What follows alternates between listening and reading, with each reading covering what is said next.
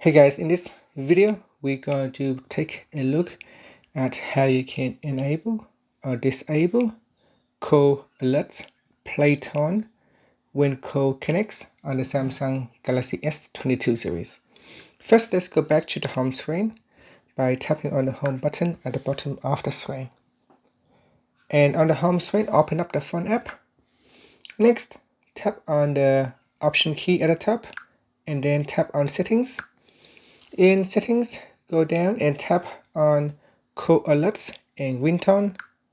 And in here, tap on playtone when call connects. Tap on the toggle button to switch it off or turn it on.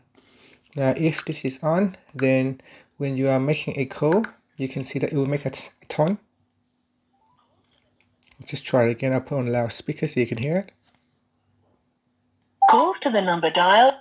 You can hear it make the sound toot toot toot. So that is a tone to let you know that you have made the call.